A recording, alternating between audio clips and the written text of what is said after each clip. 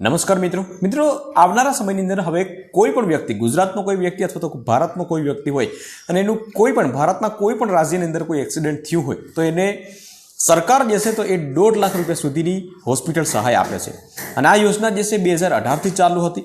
જ્યારે યોજના ચાલુ થઈ ત્યારે 50,000 રૂપિયાની સહાય મળતી હતી, પરંતુ તે વધારી અને હવે 1.5 લાખ રૂપિયા સુધીની કરી દીધી છે। પરંતુ આ પરિપત્ર જે છે એ પણ ઘણા સમયથી પેન્ડિંગ હતો, એટલે હાઈકોર્ટે જે છે સુપ્રીમ કોર્ટે સરકારને ઝાટકણી ત્યાર પછી આ પરિપત્ર જે છે ગયા મહિનાની અંદર બહાર પાડી દીધો છે અને હવે આવનારા સમયની અંદર કોઈ પણ જગ્યાએ તમારું એક્સિડન્ટ થયું હોય તો એમાં સરકારી 7 દિવસ માટે કોઈ પણ હોસ્પિટલમાં 1.5 લાખ રૂપિયા સુધીની સહાય મળે છે। તો એના વિશે વિગતવાર વાત કરીશું આ વિડીયોના માધ્યમથી, તો વિડીયોને લાસ્ટ સુધી જોતા રહેજો। તો ચાલો શરૂ કરીએ। વિશેષ વાત કરીએ તો 7 દિવસ સુધી 1.5 લાખ રૂપિયા સુધીની મફત સારવાર તમને મળશે। 24 કલાકની અંદર પોલીસને અકસ્માત વિશે જાણ કરવી જરૂરી છે। તમારે ક્યાંય પણ અકસ્માત થયો હોય બરાબર, તો અકસ્માત થયાના 24 કલાકની અંદર પોલીસને જાણ કરવી કમ્પલસરી છે। જો પોલીસને જાણ નહીં કરો તો તમને આ સહાય મળવા પાત્ર રહેશે નહીં। જો કે કોઈ પણ હોસ્પિટલમાં તમે જશો તો એક્સિડન્ટના કેસમાં પહેલાં જ ડૉક્ટર જે છે એ પોલીસને જાણ કરતી હોય છે, એટલા માટે કોઈ ચિંતા કરવાની કોઈ જરૂર નથી। પરંતુ આમાં એવો નિયમ છે, ભારત સરકારે દેશભરમાં કેશલેસ સારવાર મતલબ કે મફત સારવાર યોજના લાગુ કરવા માટે એક જાહેરનામું બહાર પાડ્યું છે। આ અંતર્ગત માર્ગ અકસ્માતનો ભોગ બનનાર વ્યક્તિ મહત્તમ 1.5 લાખ રૂપિયા સુધીની મફત સારવાર કોઈપણ હોસ્પિટલમાં મળી શકે છે।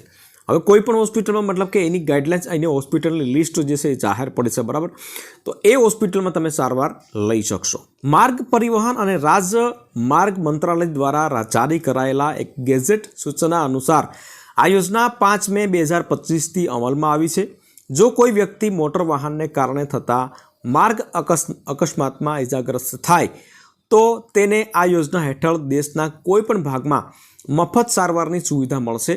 આ અકસ્માતનો ભોગ બનનારને સરકારી કે નિર્દિષ્ટ હોસ્પિટલમાં પ્રાઇવેટ હોસ્પિટલમાં સારવાર માટે કોઈ પૈસા ચૂકવવા નહીં પડે। મતલબ કે 1.5 લાખ રૂપિયા સુધીનો ખર્ચો જે છે એ ગવર્મેન્ટ ભોગવશે। પરંતુ એના પહેલાં હું તમને એક રજૂઆત કરી દઉં મિત્રો કે આ યોજના જે છે એ આજકાલની નથી, 2018માં બહાર પડી હતી અને ત્યારે 48 કલાકની અંદર તમારે જે પણ સારવાર હોય તો એમાં 50,000 રૂપિયા સુધીનું જે પણ સારવાર હોય તો એ થતી હતી। મતલબ કે 50,000 રૂપિયાનો હેલ્થ વીમો મળતો હતો, સારવાર મળતી હતી, પરંતુ તે વધારી અને હવે 1.5 લાખ રૂપિયા સુધી કરી દીધી છે અને 7 દિવસ સુધીની વેલિડિટી જે છે એ લંબાવી છે। આ યોજના હેઠળ પીડિતને અકસ્માતની તારીખથી આગામી 7 દિવસ સુધી મહત્તમ 1.5 લાખ રૂપિયા સુધીની મફત સારવાર આપવામાં આવશે।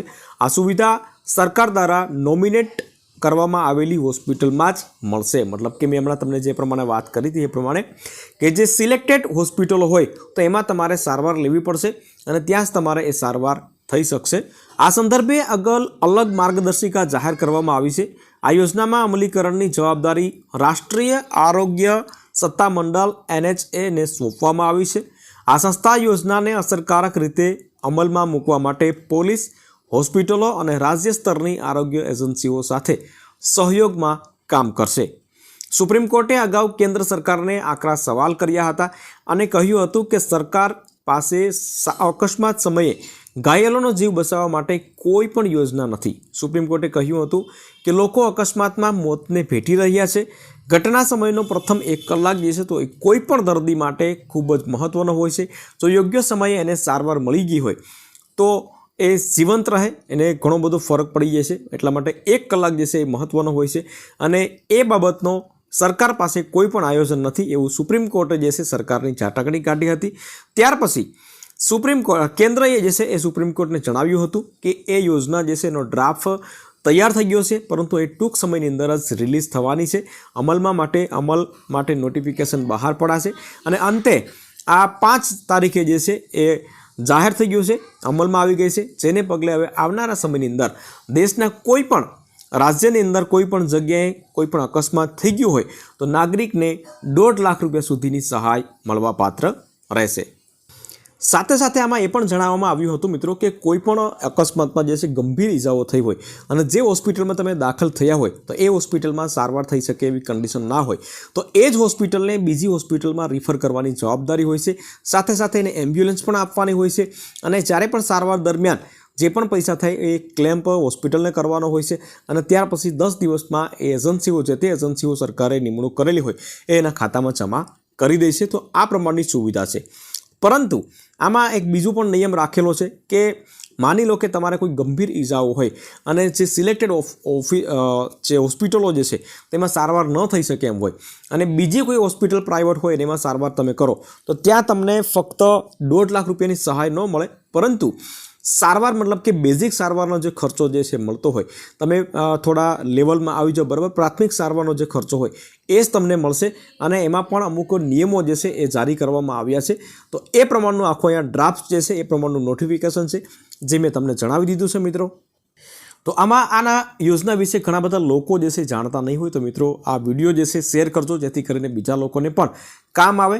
તો વિડીયો ગમ્યો હોય તો વિડીયોને એક લાઇક જરૂરથી કરી લેજો, શેર કરજો અને ચેનલ ઉપર નવા આવ્યા હોય તો ચેનલને સબસ્ક્રાઈબ જરૂરથી કરી લેજો.